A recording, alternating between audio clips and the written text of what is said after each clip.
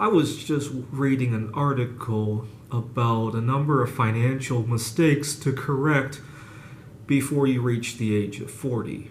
So among them was not checking your credit report, among them was not having a budget, obviously, not having a retirement plan, and just a bunch of stupid things that a lot of young people would do. But I think the list missed one very important mistake, which is becoming 40 too early in your life. So, what do I mean by that? Well, on paper, I'm almost 40, right? But in my real life, so recently, I'm recording this just the day before Valentine's Day. I had a girl interested in me. She's only 24 years old, right? Not long ago, I had another girl who was interested in me, and she's only 19 years old. And sometimes I teach at a university, and oftentimes people mistake me for a student, right? And obviously, in terms of my physical abilities, I'm still exercising a lot. People often, I go on the walking trail. I recorded a video a couple days ago where I took a walk on the Kirkland Connector Trail. I know plenty of people, even younger than me actually, who would not physically be able to do that, or it would be a big strain for them to do that, right? It was a list of 7. The 8th mistake was becoming 40 too early in your life. But unfortunately, it's a very unpopular topic. So every time there's a financial advice, it's to start investing early, right?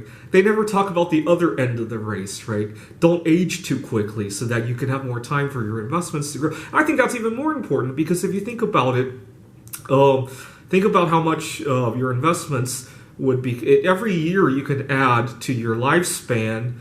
It's like having your investments grow by that extra however many percent return that you make. But this is so unpopular because I do a lot of tutoring, and sometimes I have a student who's in 5th grade or 6th grade and they're studying about exponential functions and compound interest, and I show them you can obviously start early, that's the traditional advice, and then I show them if you live to be 150 years old, guess how much you have to invest to have $1 million by the time you're 110. And people often overestimate how much they have to save in that case. And I show them it's only 1/10 of what you thought it was.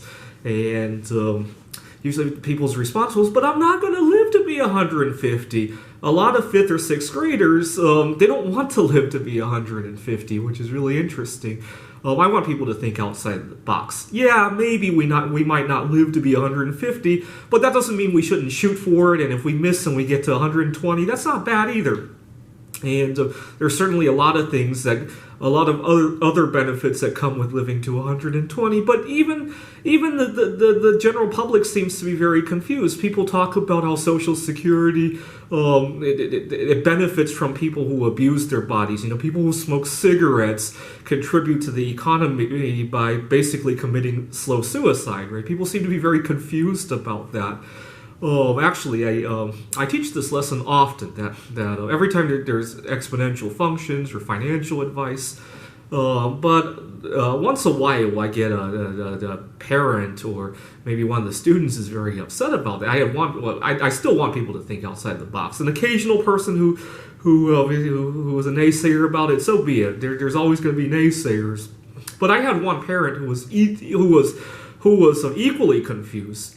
So the kid was a 7th grader, if I remember correctly, and his mother was pretty upset at me and said that I had kind of disturbed him because the kid's great-grandfather had recently passed away. He was 79, 80 years old, and he had been suffering for some time. And the 7th grader, he doesn't want to suffer for 70 years, from 80 all the way to 150. And so I apologized to it and I let it be, but in the back of my mind, I'm laughing out loud. See, living to 150 doesn't mean spending 70 years dying of cancer. It means that when you're 140, you're going to be like somebody who's 70 today. So the parent was equally confused about this. So anyways, in terms of the investments, yeah, start early, but also delay being late. So that's my message. Thanks for watching.